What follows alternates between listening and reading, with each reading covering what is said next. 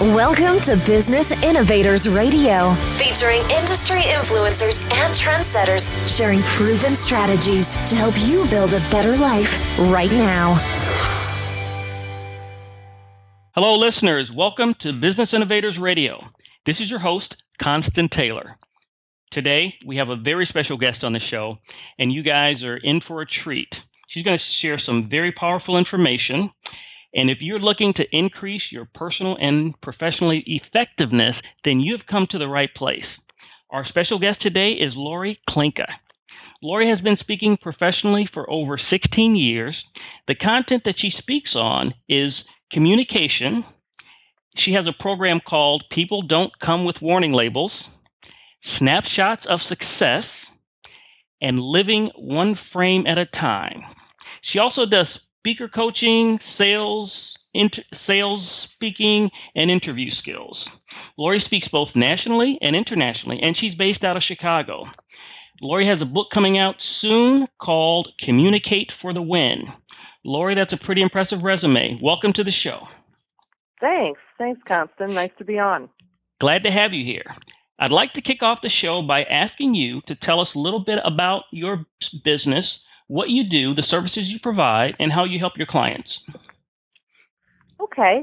Well, I really focus on communication skills, and I do that in several ways. I have a new motivational presentation that deals with communication skills called Snapshots of Success, Living Life One Frame at a Time. And my background, besides speaking, is also acting, and I have an education degree also. So I use characters. I create characters that bring points home in my presentations, and they're fun characters that everyone can relate to, and so that's something kind of unique. And my difficult people that don't come with warning labels, which has to do with dealing with difficult people. Again, it's based on the DISC system, and I have 4 characters that are over the top, fun, and so people can, instead of just intellectualizing it like, this is what type I am, or this is what type my boss is, they see these characters and they laugh at themselves, and they go, oh my gosh, that is, me, or that is the person that I sit next to every day. Oh, good grief. So that brings up an interesting question. First of all, how did you get started in the business, and what inspired you to create these unique characters? Well, I got started in the business. I have always been teaching in theaters. I now teach speaking and acting at Columbia College. And I've always been an actor, and I decided to combine my acting with my teaching and started speaking. So I went to a meeting of the National Speakers Association and fell in love with it, and came up with my first program, which is Be the Star of Your Own Life. And then I just got really involved in NSA, and I got much more involved in speaking. I branched out to coaching also. I do a lot of speaking coaching, everyone from CEOs of major corporations to entrepreneurs and any of their communication needs. And also have a program called Communicate for the Win, which I do, again, for people in sales, for marketing teams, anyone who needs some communication skills. Okay, excellent. And then the characters. The characters, I just decided what do I love to do? I love speaking, I love acting, I love teaching, and so I decided that I would incorporate my acting in doing these characters. And the main thing is, it's one thing to talk about something, but when you see it, it really hits home. And so I wanted it to have much more of an effect. And so doing the characters, people do just go, oh my gosh, and they laugh. And the new program I'm doing, people are like, oh my gosh, I know 20 people like that. and it really drives home the point. Now, what is one of the characters that you do? And if it's not really putting you on the spot, would you mind giving us a short sample? Sure. Just a second. In my new program, I do a character called, I call her Franny Facebook. Okay. She's the ultimate of the person who's on Facebook, and Fran at her 20th high school reunion sees someone that she recognizes, and it's, oh, Joan, so great to see you. Oh, my gosh, come here, let's take a selfie. How are you? Oh, just a second, let me put this on Facebook. Connecting with Joan. How are you? The phone rings. Oh, my gosh. Oh, hello. Oh, hi, honey. No, the jelly is next to the peanut butter. On the bottom shelf. That's right, the bottom shelf. All right. Love you too. Do you have kids? I've got 3. Daisy, Daffodil, and Dandelion. Oh, here they are on Halloween. I made all their costumes. Well, Daisy wanted to go as an organic tomato. Daffodil wanted to go as a cucumber, and little Dandelion, she was a crouton. Aren't they adorable? And then the phone rings again, and they get interrupted, and she shows her picture of her Moroccan tile that she's doing her bathroom in, and the sandwich she had for lunch. And I have a lot of improv background, so I take suggestions from the audience, and of course that shows up on her iPad that she has to show Joan. Excellent. Yeah, that's pretty good, pretty impressive. I was going to say that you would make a good Second City candidate. That's where I trained.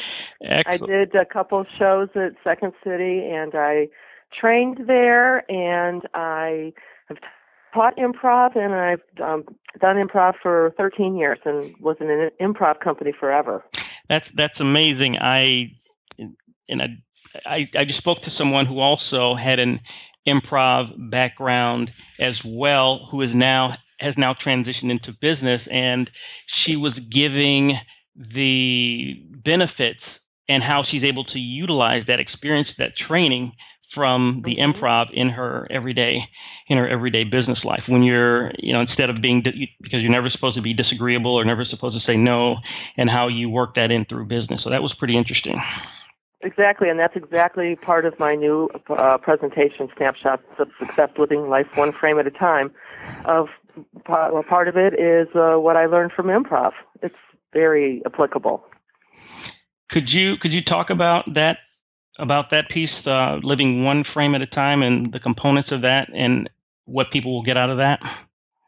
Sure, it's a motivational presentation that applies to business. Associations, women's groups, and it's basically about seeing your life through a camera lens, of focusing the lens, focus on what you want to have, and then, of course, adjusting your expectations, which I think is a big thing that not many people talk about, and then how to capture the image and to be in the moment at work and in our personal lives is very important to have success. And then the third component is to frame the snapshot. How do you frame it? How do you see it? And what's your perspective? How do you counsel someone as to when to adjust expectations versus when to be more resilient and persevere in that specific goal that they set in the first place? That's a good question.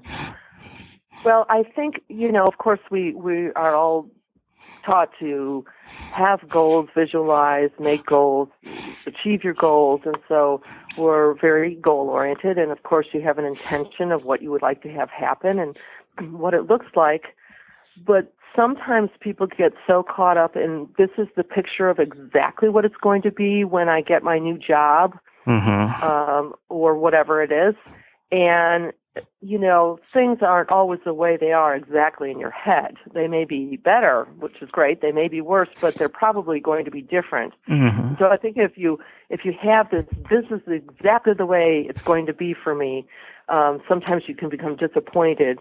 And so I think you have to adjust your expectations of it may be this way, but it may be any other of 100 different ways.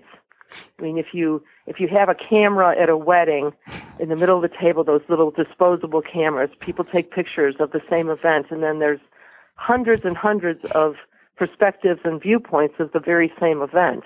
And we have to be open-minded to adjusting that, especially, I think, in the work situation and in our personal lives also.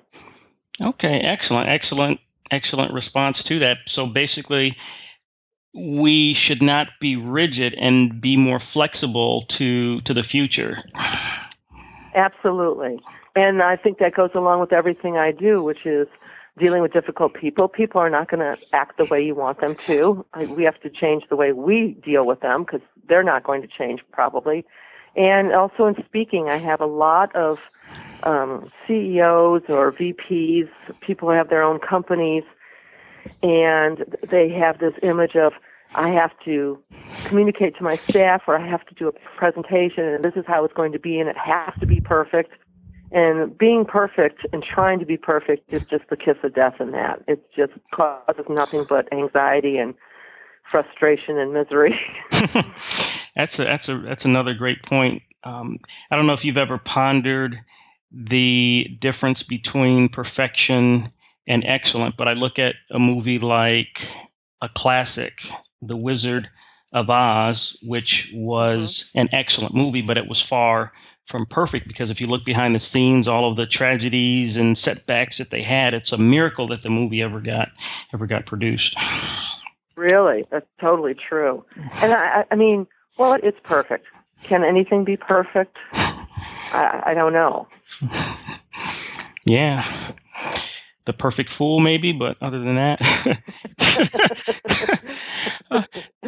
So now let's go down the road of speaker coaching. You mentioned that. And what types of people do you target for speaker coaching? I know that you mentioned managers, CEOs. Are those your primary targets, or do you have others?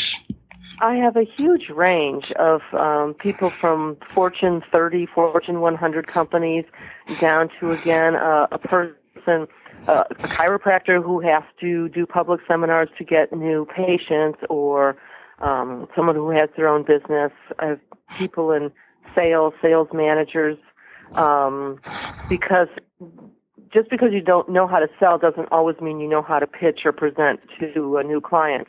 I also do job interviewing skills for people in business or even for students just getting out of college. And so I have a wide variety of people, which is just great. I used to produce presentations at trade shows all over the world for major corporations, and so I know a little bit about a whole lot of businesses, but I don't have to know a lot for you to be an effective speaker. Excellent.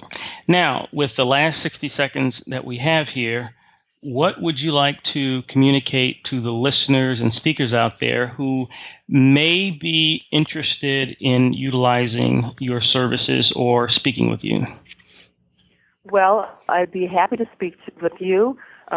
Check out my website. I have videos on every page, client list, testimonials, etc. And I absolutely know I can help you. I guarantee that you'll see results in the first session if we're coaching, and I guarantee you'll see results if you hire me for a keynote or a workshop. So I would be happy to work with you and be happy to talk to you. Excellent. Now, if they would like to get in contact with you, what is the best way to do that? You can reach me through my website, which is LoriKlinka.com, LoriKlinka.com, or my phone numbers are 815-469-9846, cell 708-710-2562. I'm on LinkedIn, Twitter. Those are also other possibilities. Excellent. Laura, thank you so much for being on the show, Lori. It has been a pleasure. The audience, I'm sure I speak for the audience when I say that it was very informative, and you did an outstanding job. Thanks so much, Constance. Thanks for listening to Business Innovators Radio. To hear all episodes featuring leading industry influencers and trendsetters, visit us online at businessinnovatorsradio.com today.